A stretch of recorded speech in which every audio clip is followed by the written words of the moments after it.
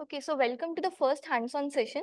As you might have already observed, we have all the collab notebooks shared on the Discord server. So feel free to download those, and maybe you could follow along, try some of the code snippets on your own while we are discussing all these things here. For this session, we have shared these Jupyter notebooks, but feel free to sort of import them into Google Colab. And if anyone is having those issues, maybe you could just let me know in the first 5 minutes so that we can smoothly get started with this hands-on session. Okay. So the main agenda for today is I'll be covering sort of three broad topics.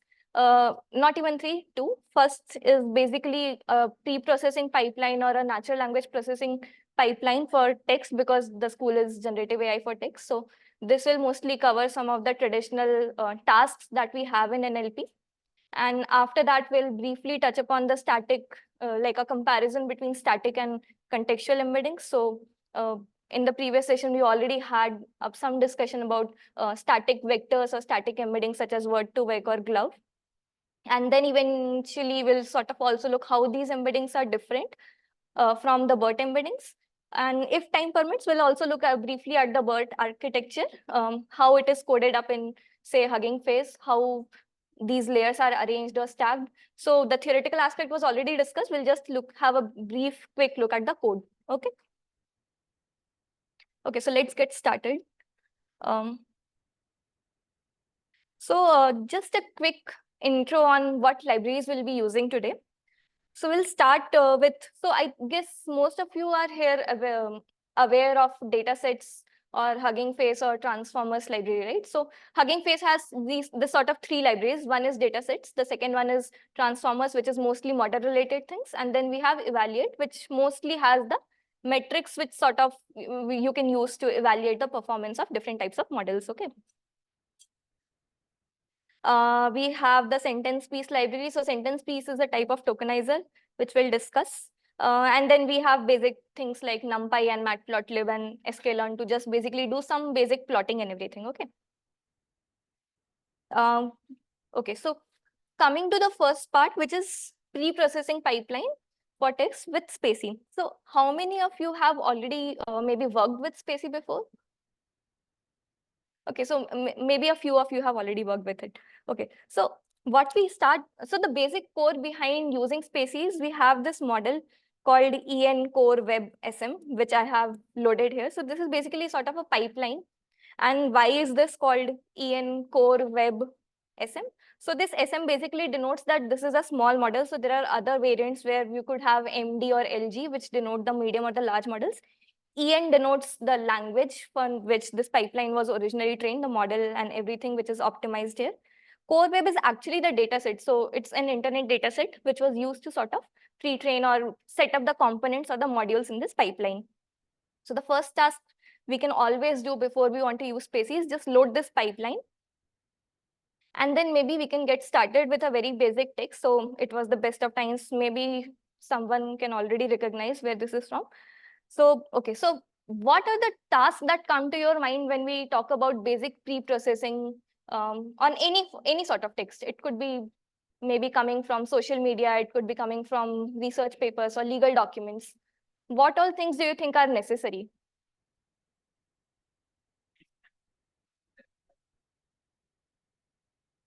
Okay, so lemmatization and tokenization are two things. Anything else? Stopwords removal, okay. Sorry? Removing the punctuations, okay. Okay, so maybe this covers major of the things that people used to do. Now, if you think about it, interestingly, most of these techniques are no longer being used when you are, say, talking to a model like ChatGPT. We don't do any sort of stopword removal, or we don't do any sort of, punctuations removal, or sort of even lemmatization or normalization. So a lot of these pipelines are no longer required as we move to like some more advanced decoder types, large language models. But for the sake of completeness, let's just look at what a lot many members of this community have been working on before the advent of these large language models. One of them is obviously sentence tokenization. Sentence tokenization is very simple. So if you have a long document, can you just break it into multiple sentences? Okay, so the basic way to do this, so you could do this with Spacey, you could also do this with NLTK. NLTK has this very simple thing where you call it NLTK.word tokenizer or sentence tokenizer, depending on what you want to do. For Spacey, what you can do is if you just apply the NLP pipeline. So if you remember, we have this variable NLP, which is the pipeline which Spacey has already predefined for NLP, English text. Once you already pass any text into this pipeline, you can already sort of extract these different elements from this text. So one of them is doc.sense. So this will basically give you different sentences which are present in the paragraph or the whatever text chunk you have given. Interestingly, if you see, the sentence has a lot of other features. So you can also sort of extract sent.start or sent.end. So this basically tells you what is the starting or the ending of a particular sentence in a given paragraph. Okay. Next, we have entities. Sorry? Zero after in the out. Oh, okay. So this zero is actually the position where the sentence starts in the original text. So the first sentence starts at character or position 0. It goes on till position 14. So it depends on what is being chunked in the sentence. Usually these empty or null spaces between two sentences, they will get removed because we are eventually doing sentence tokenization. Yeah, this is only optimized for English. Okay, so this is basic sentence tokenization. What we have next is extracting entities. So entities could be any, so one of the major problem or major task that people used to focus on in earlier pre-LLM days was named entity recognition. So if you have a huge text, can you identify all different types of named entities? These could be name of places, these could be name of people, these could be name of some venues, anything, right? So Spacey does it for you. What you have to do is so this is also like sort of already extracted when you have passed the text into the NLP pipeline. So what you could just iterate over doc.ends. And if you see, there is this thing called entity.label. Okay. So based from the earlier text, it is extracting the season, which is it's saying date. Obviously, it's not as accurate as you would like it to be, but yeah, we could still extract some things. You have GPE, which is geopolitical entity, I think.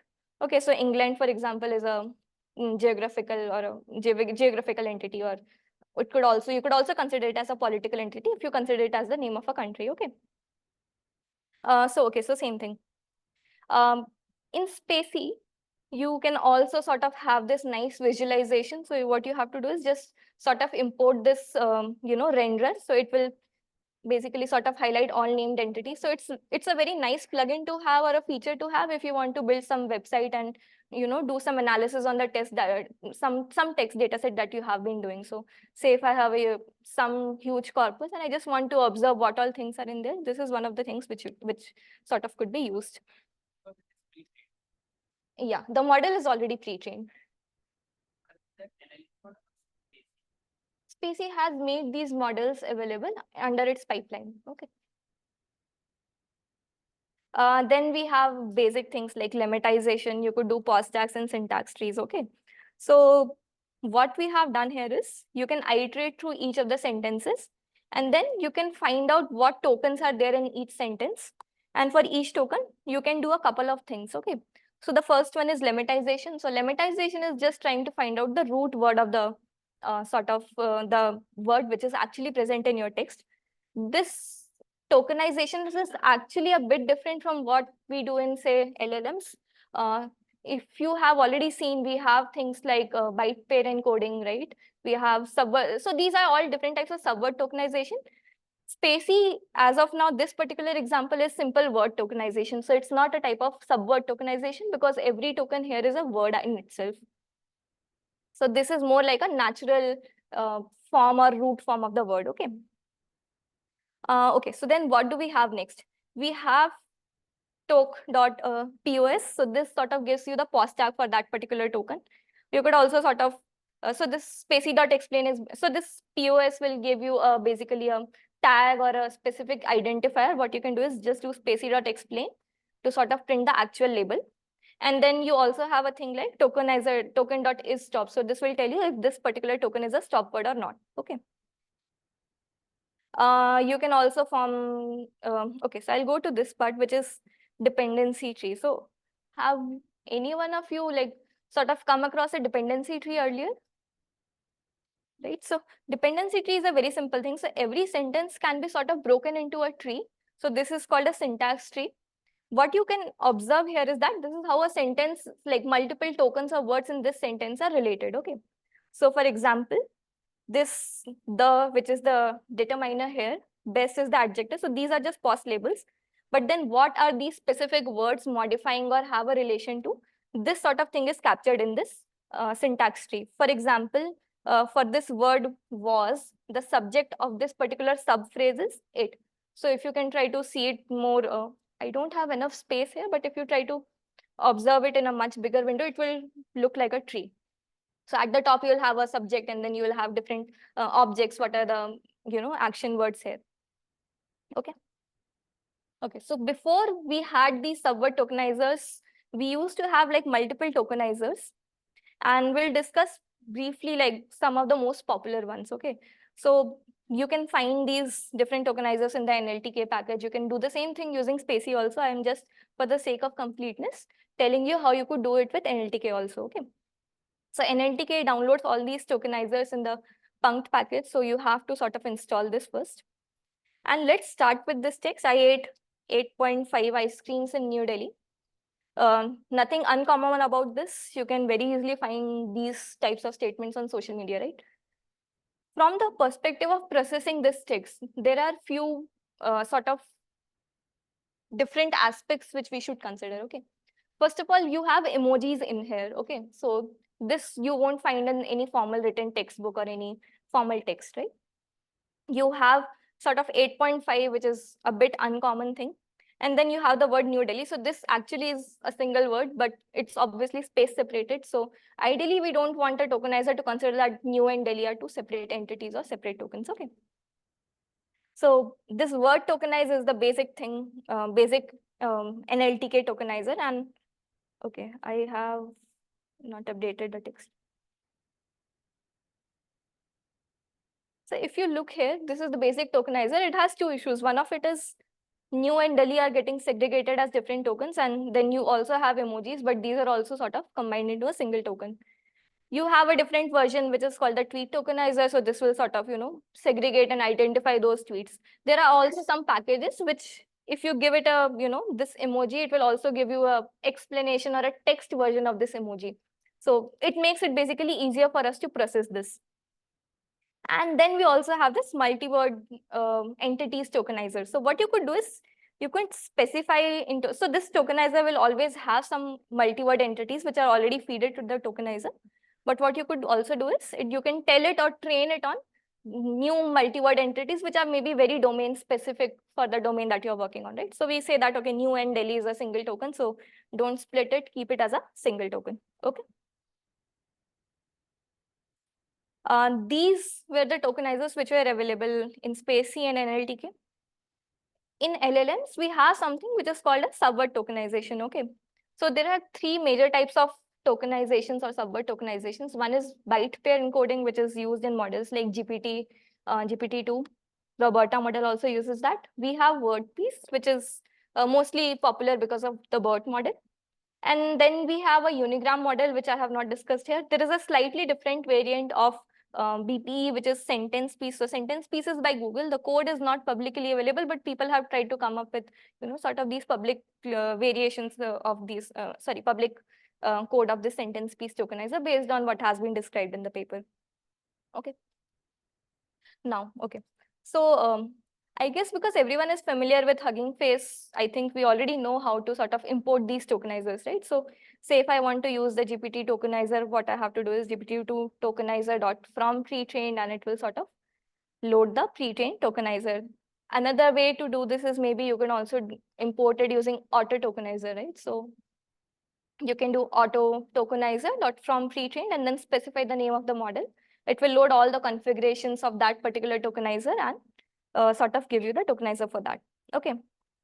So, okay, so we have already seen what this particular text gets tokenized into when we use Spacey, right? So does anyone remember how many tokens we had when we are sort of using the spacey tokenizer?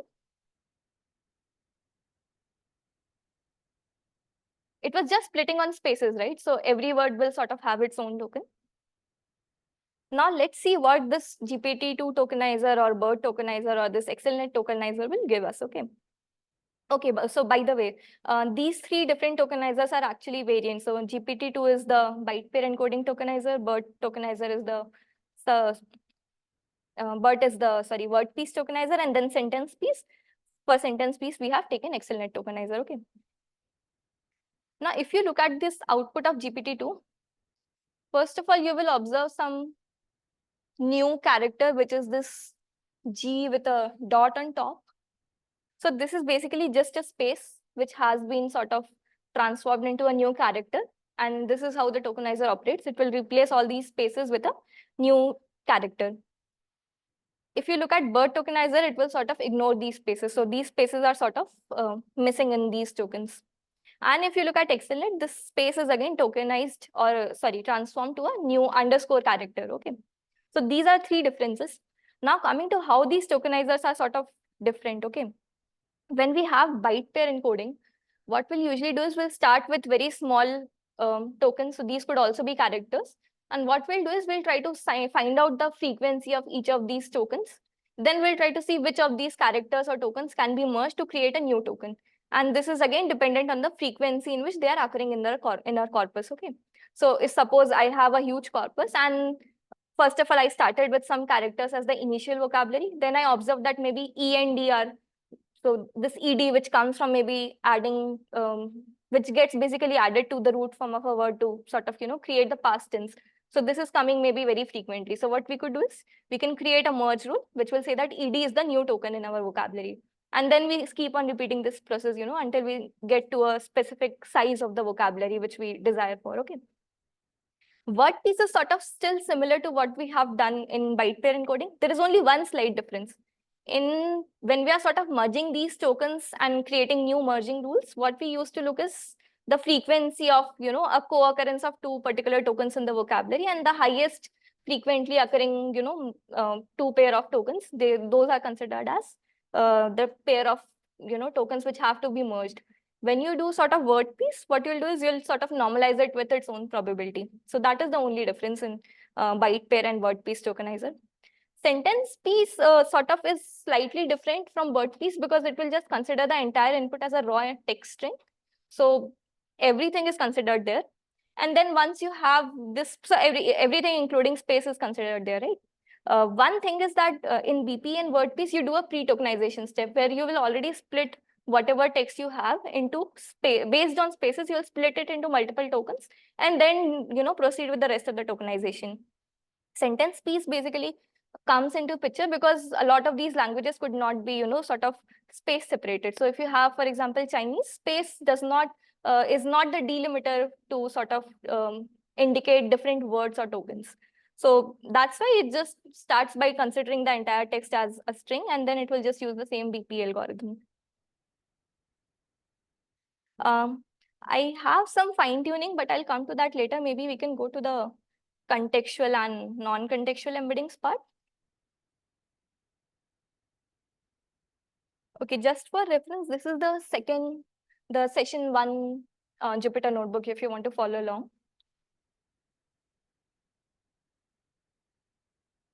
So now we'll be discussing what are static and contextual embeddings. So I think this has already been discussed, but just for sake of completeness, maybe someone can tell what is a static embedding.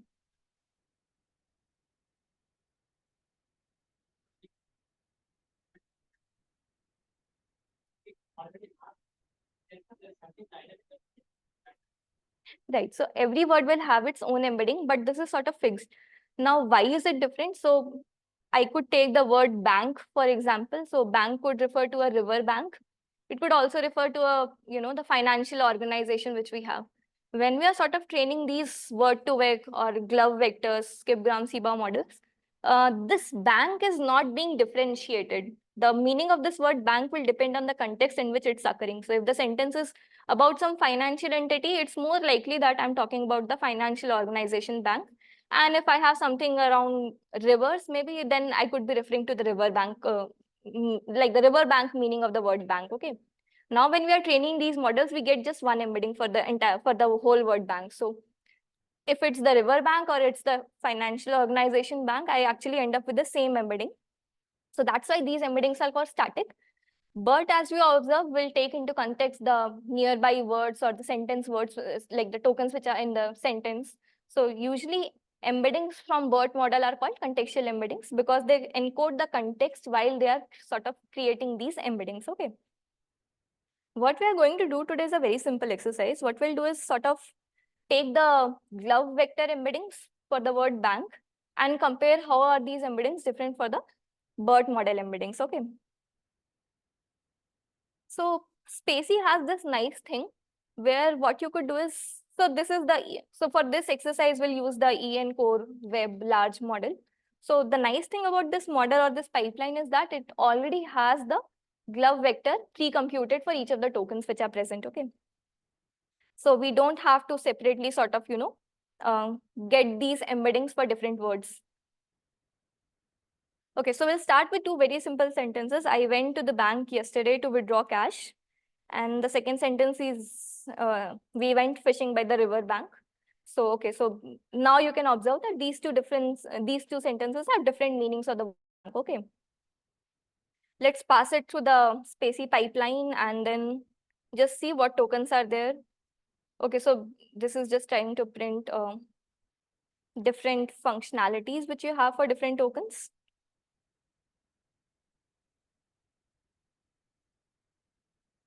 Okay, so bank is a valid token here, which we need. Okay. Now what we could do is, we just want to extract the glove vector for the word bank. Okay, so I'll just say that whenever the token is bank, you just say that, store that as V1. And then I will try to print the type of V1 and the shape of V1. Okay, so this is a NumPy array and the dimension of this vector is 300. Okay, so this means that the glove vectors are 300 dimensional vectors.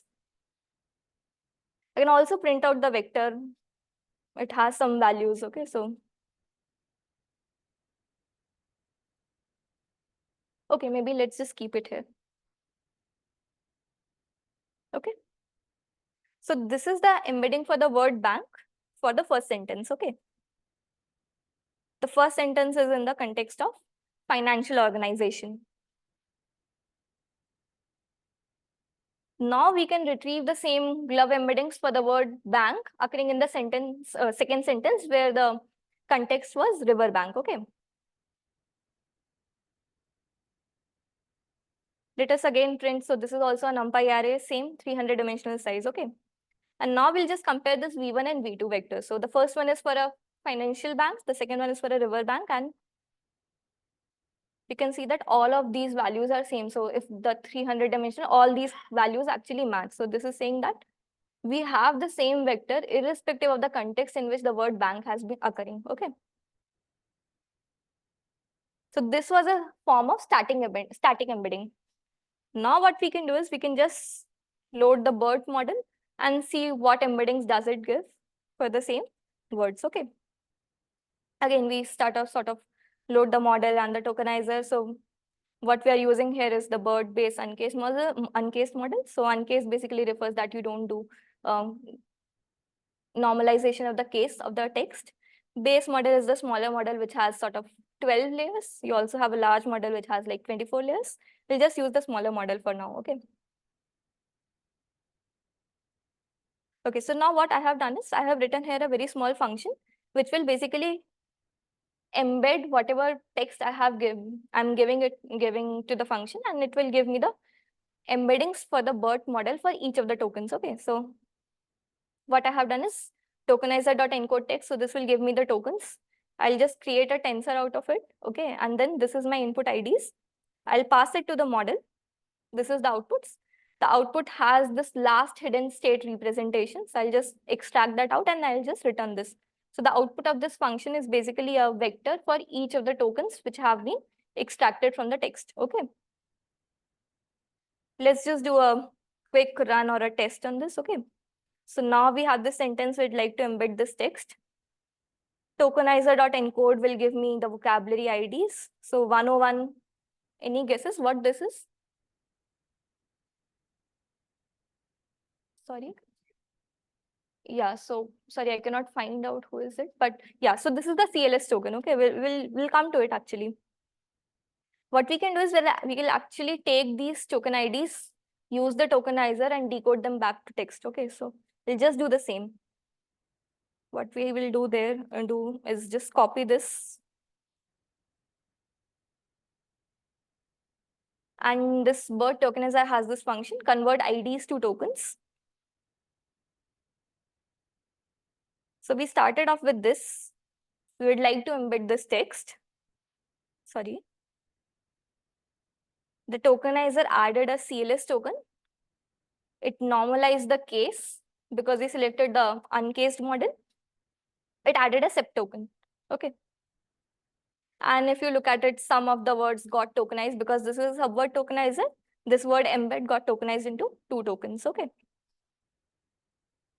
So now what we'll have is this embed text using BERT. This will sort of give me the embedding which we have from the BERT model for each of these tokens. Okay. So if you count, we have 1, 2, 3, 4, 5, 6, 7, 8, 9, 10, 11. So we have 11 tokens here. And this function is giving me these 768 dimensional embeddings for each of these tokens. Okay.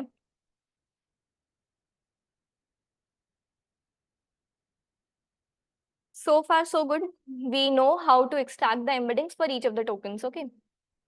If you have any questions, we can stop here and sort of clarify those, because now we'll just move to the visualization of these embeddings. In the first, could you share what that is? Okay, maybe we can.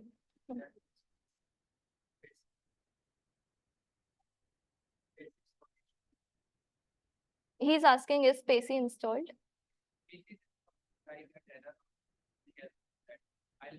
Okay, okay, no problem.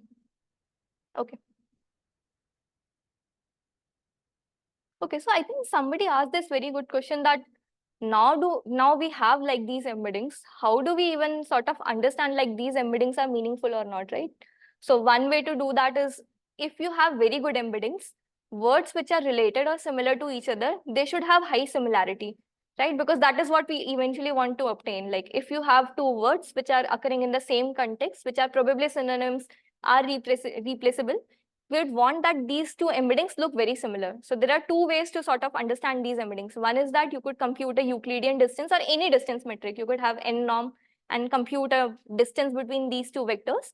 And if the distance is very less, you could say that this is a good embedding, because in comparison to some other non-related word, the embeddings for these two words are closer. The second is you can compute cosine similarity or any sort of p-type similarity between these two vectors. What we'll do here is that we want to observe, like when this word bank occurs in different contexts, what type of embeddings are similar. First of all, are they same or not? And if they are, what type of embeddings are more similar to each other or closer to each other? What I have done here is I'll just extract the embeddings for each of these words. We'll sort of do some PCA, normalize them to just get these, reduce them down to 2 dimensions. Okay. And this 2 dimensions will help me to plot these embeddings in a 2-dimensional space. Okay, so then we can see some sort of distance or correlation between these two embeddings. Okay. So I have a couple of sentences. The first one is, I went to the bank yesterday to withdraw cash. This is the financial sense.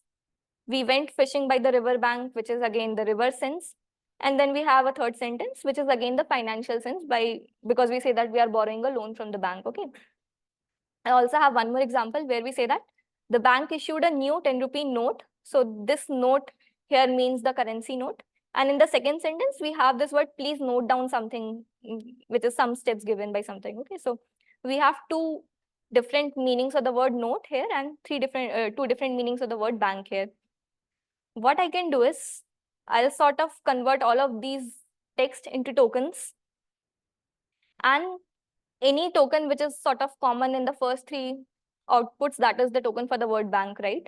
So I just basically want to find out the tokenizer ID for the word bank. Okay, so turns out that is 2924. just recheck it because I can convert this ID to token, and this will give me the word bank. Okay. Now I'll just do the same thing. I will take these basically words or tokens, give it to the BERT model and get these, extract out these embeddings. Okay. And if you look at the shape again, what is this 12 cross 768? It's the dimension, but what is 12? 12 is the number of tokens, and yeah, 768 is the dimension of the embedding which we get from the BERT model. Okay. Now what we can do is we just have to write a very simple script because we just want to extract the embedding for the word bank. Okay. We know what is the token ID for the word bank, which is 2924. We have already found out that. Okay, so we'll just take this embedding which we have extracted here, find out its index in the the original sentence, and extract out that token embedding. Okay, so this bank ID X, this will basically, if you give it a text, I'm doing is that just tokenize it and find the index, which is basically giving me the position in the list for this word bank. I will embed that particular word, and then this will print the, okay, this is printing the shape, but I'll just get this vector for the word bank here. Okay. So I have this S1, S2, S3, S5, S4 vec. These are the embeddings for these different sentences which I started with. Okay. First of all, let us see if these embeddings are even similar. Okay, so if you remember, for the glove embeddings which we got from Spacey, the S1 and the S2 vector for the bank words were exactly same. For this, because we have different contexts, the embeddings are not exactly same. You can see these vectors are not exactly same. Okay. Now coming to the part, we'll just sort of, do PCA.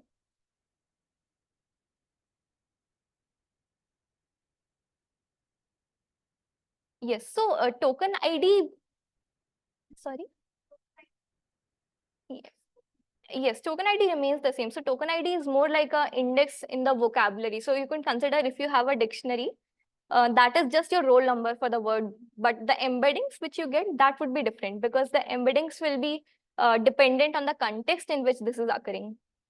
The token ID is basically just like you can call it a roll number. So it will still remain the same. Okay.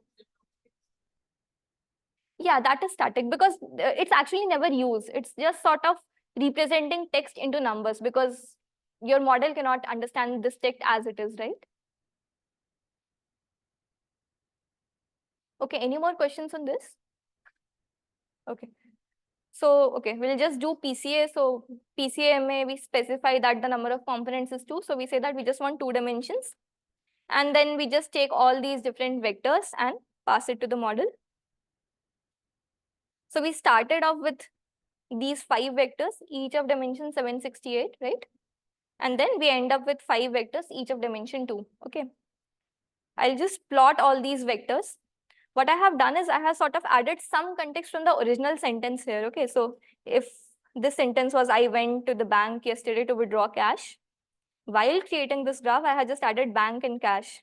For the second sentence, like we went fishing by the river bank, I have just added this river bank. This is just to make this visualization easy for us to understand. Okay.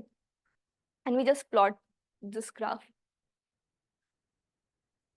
What do you think is happening here? So these are the 2 dimensions that you get from PCA. So you start with a 768 dimension embedding. Yeah, we'll just reduce it to 2 dimensions.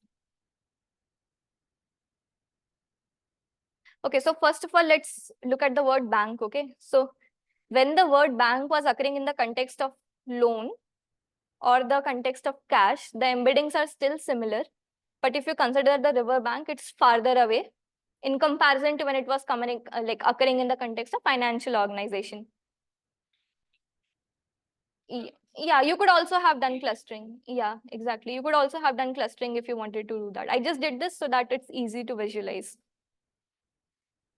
Then you have this word note, which was denoting sort of the note in the context of a currency. And this was note down the steps, something like that, like note down the steps of the bank. So these 2 are actually words for the, vectors for the word note. These 2 are still different, but because you have just 2 words here, obviously it's, if I only bank. So Are you saying that I just passed the word bank as input to the model? Yeah, so because there is no context, it will still give me some embedding, but I am assuming it would be somewhat on an average between these bank and the, you know, two different contexts के बीच का कुछ some average you might get, and that might also depend on which context is more frequently was like observed in the pre-training data set.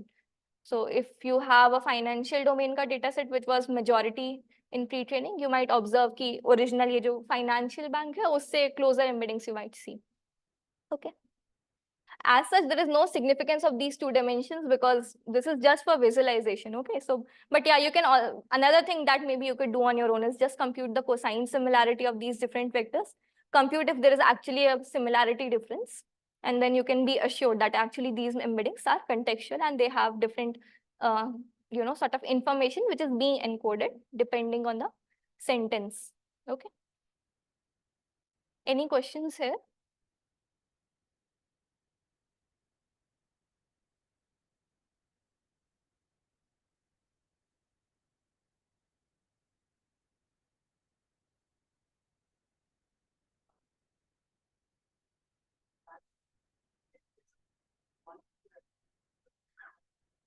Sorry, could you repeat the question?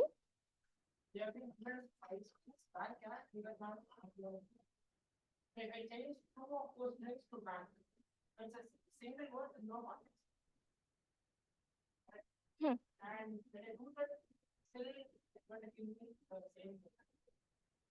So, okay, so maybe I'll just ask the clarification question. So you're saying that I'll just take two sentences where they have only one word, which is bank. Yeah, so then they'll end up with the same representation, right? Because it's just one single token in each of these sentences. Right. So there has to be an overlapping point right there. Correct. No? Overlapping between what, sorry? Overlapping between those two points would lie in the same position. Oh, yeah, yeah. You will get the exact same embedding. Correct. But I did not get that way. So You did not? get that output like that. Oh, okay, maybe let's try that. So I got two banks with different positions. So that's it. But this is the context that I gave, like bank and bank I gave. So basically it should be giving one single point.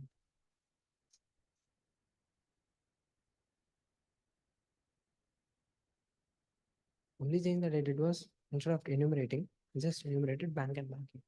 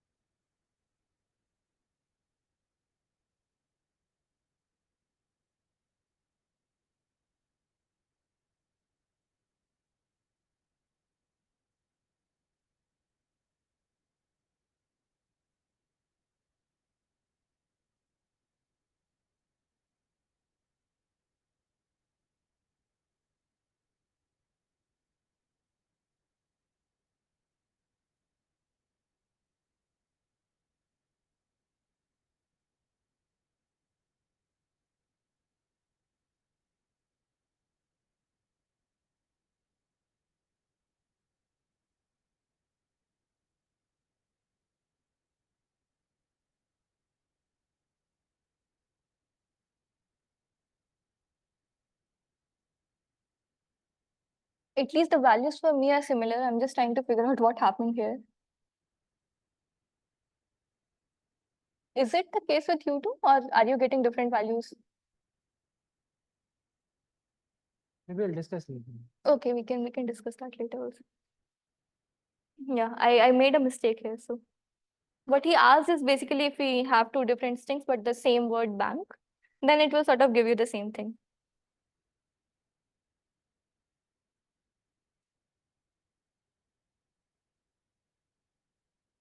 Okay, now coming to the BERT model. This is the session 2 Jupyter notebook, okay?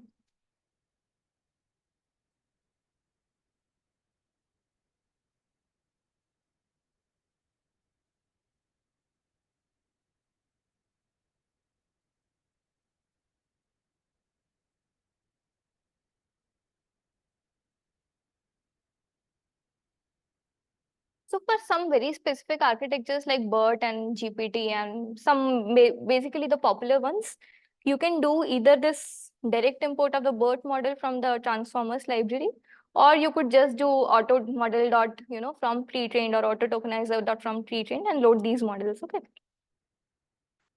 So coming to this vocabulary part, okay. So all of these LLMs, they have a fixed vocabulary, okay. And if you print, like what I have done here is I just initialize the BERT tokenizer, and I'm just trying to print the length of this BERT tokenizer dot vocab, okay.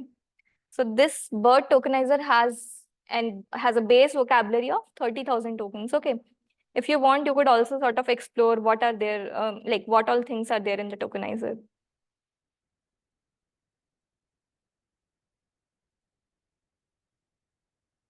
Some of these are unused tokens. So if suppose you want to sort of train your model on a different specific domain, what you could do is just try to reuse these unused tokens. If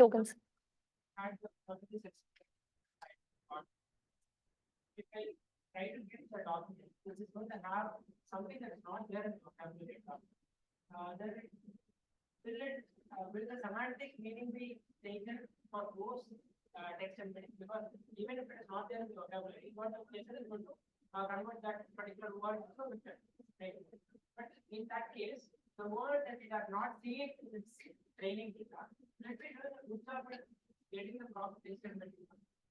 Okay, so I'll just repeat the question. He's asking that suppose we use the BERT model and we encounter some token which is never seen during the training time, right? And he's asking, will the model do a good job at sort of extracting these particular tokens and sort of coming up with these representations? Okay.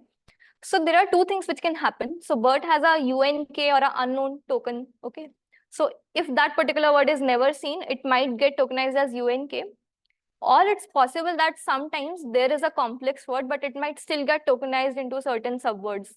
Okay. So it's not entirely possible that it will always go to some specific, even if it's like not seen during the training time, it might get, tokenized into multiple subwords.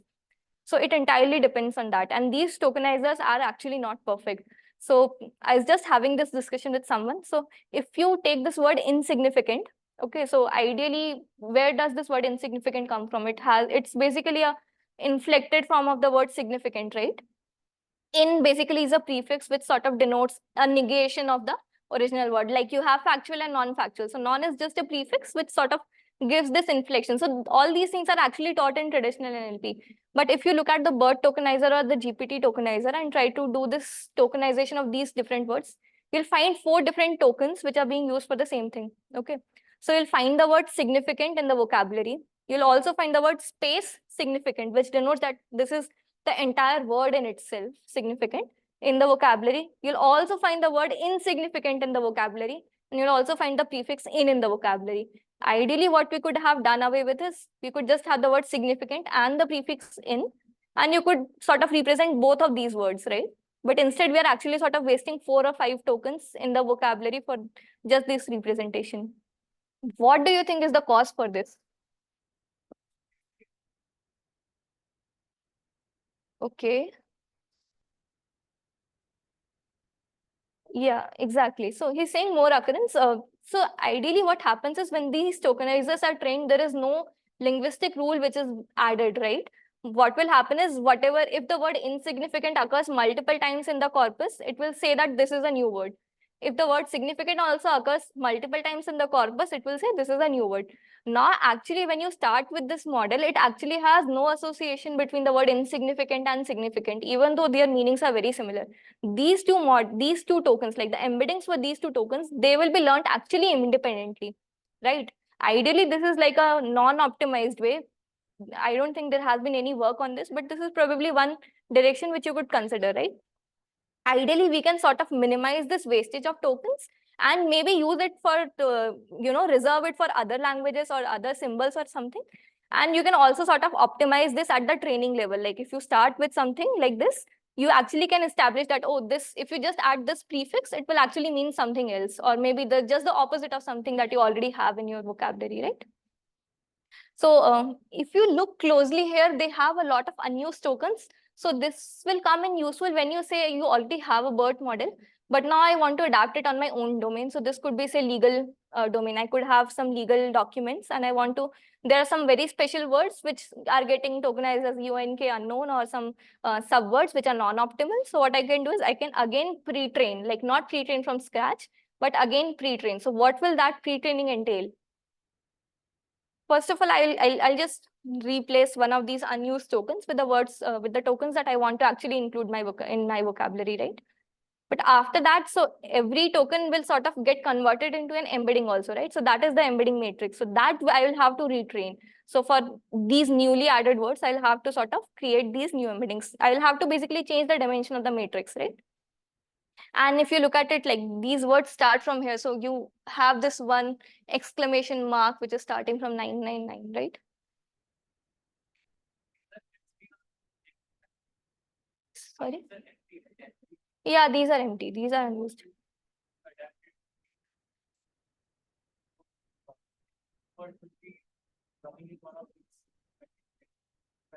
Yeah, you'll have to sort of update the tokenizer, add a new exact token in place of this unused token. Okay.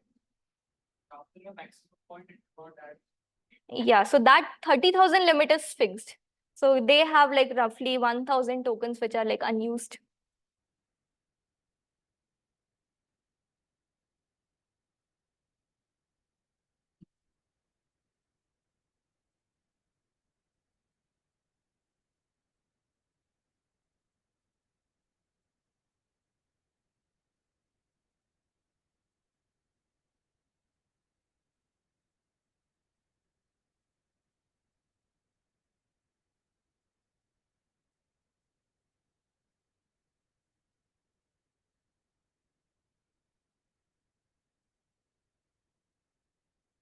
Okay, so the first 1,000 tokens, or maybe 999 tokens, were unused, but I just sort of try to print this tokens, like some 50 tokens. So you can see all these different characters, digits, and all these individual characters here. Okay, so this is the BERT vocabulary.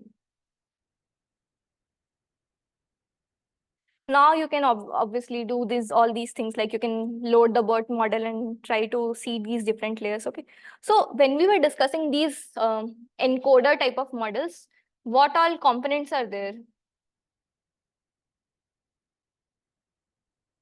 So what is the first layer or first point of input in the BERT model? Okay, positional encoding. And so you'll have an embedding matrix. So when we want to pass any input to the model, we'll first start off with a tokenizer, right? So that tokenizer will sort of just give me these token IDs, which are sort of considered IDs in the dictionary. We have this first embedding layer, which will take these tokenizer IDs, vocabulary IDs, and sort of give me a representation for that. When you are starting with a model from scratch, which you have not pre-trained, these embeddings will be random. So every word when you start with, it will have a random embedding. Every token will sort of get converted to a random embedding. Then we'll add a positional embedding to that, and then we will eventually have those embedding layers, right? Start 12 encoder layers. So what we have done here is you can just do a print model. If you see this first block, this is the embedding matrix, or the sort of the embedding component. Okay. So you have this embedding layer. So if you look at its dimension, this is a 30,522. So this is the same, the size of the vocabulary. Then you have 768. So the output of this is basically a 768 dimensional vector. So you start off with, say, a one hot encoding, or whatever the token ID is. So it would be in the range of 0 to, say, 305 to 1, right? So that is this embedding layer, as you can call it. Then you have a position embedding. So this will add the position information. Because this is the BERT model, you'll also have something called a token type embedding. So BERT usually has this two types of learning objectives, right? So BERT has this masked language modeling and also this next sentence prediction objective. So probably Dr. Manish will cover it tomorrow, so I won't go into the details, but you can say that whenever you're passing something to BERT, it has this functionality that you can say that these are two different sentences. So there is a SEP token between these two sentences, just to sort of demarcate the boundary, right? So whether a particular embedding or a token is for the first sentence or the second sentence, This will come from the token type embedding. So this will just have two values, 1 or 0, depending on which sentence it's coming from. Then you have a layer norm, and then you have a dropout. And this is the first embedding block which you have. After that, what you have just this same encoder stack. So this encoder stack is basically you have the self-attention module. Okay, so if you look at the self-attention, you have query key value. You also have dropout. Then you have a layer norm. So you have a linear layer followed by layer norm and a dropout. Is the diagram still here? Yeah, so it's sort of still here, right? So we have this attention block, then we have this layer norm. After that, we have a feed forward network, right? And then again, we have a layer norm. So this is the exact same thing here. Okay, so this is the feed forward network which we talked about. If you remember, he was talking that, the large and large language models, this comes from this W matrix, right? We have. So you have this feed forward here. And finally, again, what you have here is, again, layer norm. Eventually, you have a BERT pooler layer, okay? So now this BERT model, what is the output of a BERT model? We all know that if you pass in a sentence of say 10 tokens, it will give you a embedding for each of those tokens. So if the embedding dimension is 768, you'll have 10 cross 768 dimensions, okay? Now suppose I want to do some sort of classification on using on some sentence, okay? So I can take the simple example of sentiment classification, right? So the input would be a sentence, and I just want to predict what the sentiment of the sentence. So this is a closed sort of label, right? Closed class classification. So I could have say 2 or 3 labels. I could have positive, negative, and neutral. So how do I go about from starting with this BERT model and get to the the sentiment classification task? We all know that the output, once I pass this sentence to the BERT model, it will give me some n cross 768 dimension tokens. Okay, so and these are token like embeddings for each of the tokens or the words.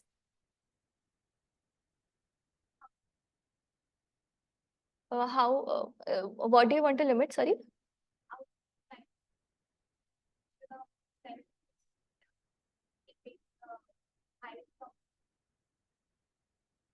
Yeah, you're going in the right direction. So these 768 dimensional, these are the embeddings for each of these words. Now what do we want to do is we can just take either one of these embeddings. It could be this, sorry, it could either be the CLS token, or you can just take an average of all the tokens, end up with one 768 dimension embedding, and then you add a pooler layer or a classification layer. So this could be a very simple feed forward network, right? We can have a feed forward network which has input size 768, and the output size you can decide based on the number of classification classes you have. So if I just want to do say 3 classes, I can have the output restricted to 3 size, and then I can just do a softmax, take the class with the maximum probability, and that is how I can have a classifier with a BERT model. So if you look into Hugging Face, you will find different variants of these models. You'll find a BERT model. You'll also find BERT model for sequence classification. The sequence classification task is nothing different. So what we discussed is sequence classification, right? It will just have the BERT model ka architecture, and on top you'll have a pooler layer or a classification layer. So that is the difference you'll see on Hugging Face. Okay. Okay, so this is, I think, just printing the embedding layers, and this I think we have already seen. So different modules of the encoder layers. Okay. You have the self-attention and all these things. Let me see what else is there.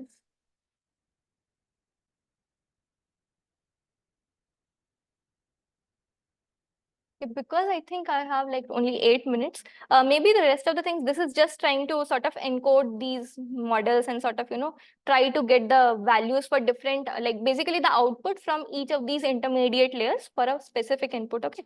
Maybe you could do this in your own free time. I'll just quickly jump to the other thing.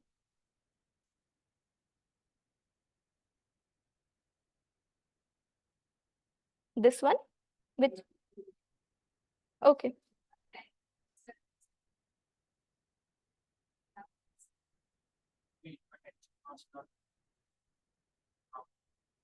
Okay.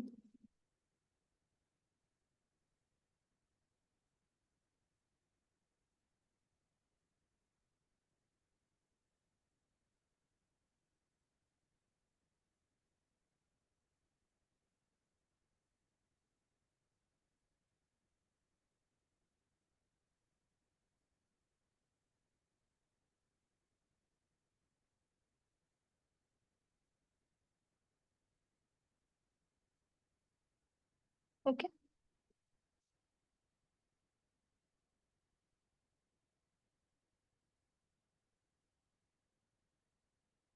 This is basically the intermediate output from different layers. Okay. Okay, what else do we have? I think these things will be covered in detail anyways. The architectural details will be covered in detail tomorrow. Okay, so maybe I'll just quickly go over this. What do I say? So we discussed how can we create this sort of classification out of this word model, right? So are you guys all aware of fine tuning a BERT model? Okay, so this is just a simple exercise on that. So how many of you have heard of the MRPC corpus or the dataset?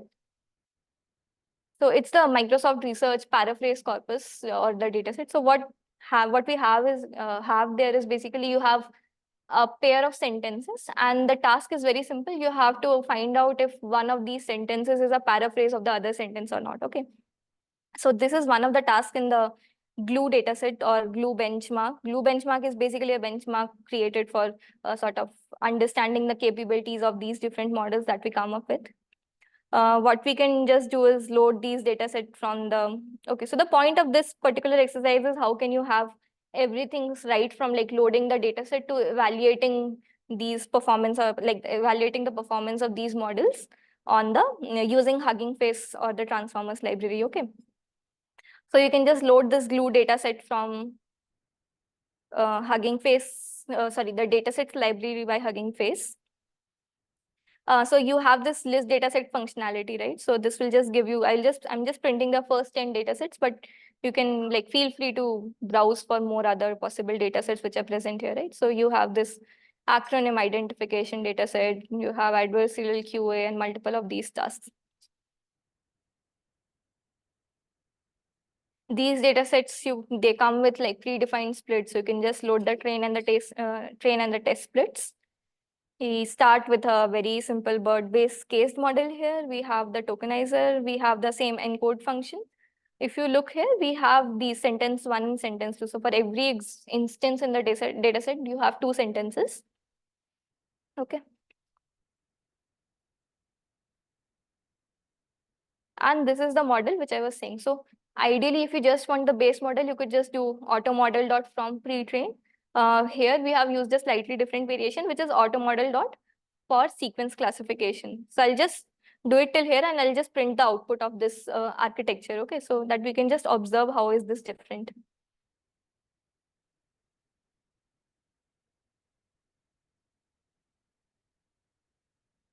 Actually, sort of don't need these.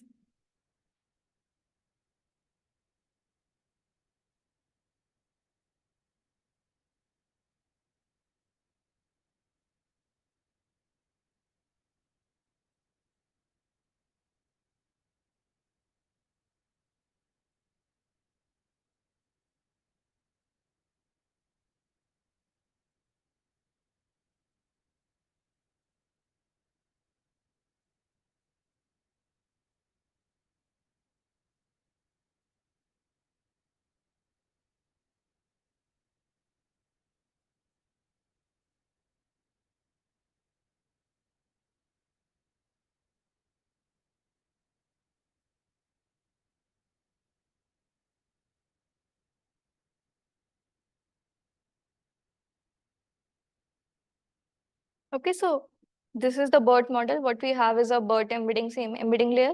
Then we have the encoders. So you have 12 layers of the encoders. Okay. And then you have a BERT pooler. Yahan pe, if you look at it, the output feature is 768. So every word will have its own 768 dimensional embedding. Okay. If you look at this BERT for sequence classification, it is sort of an encapsulation. Okay. So you start with a BERT model. So this is exactly the same. Till here we have the same thing. This is the same BERT model. After that, you have added a dropout and a classifier. So this is a linear classifier or a feed-forward layer. Yahan pe the output was 768 dimensional embeddings for each of the tokens.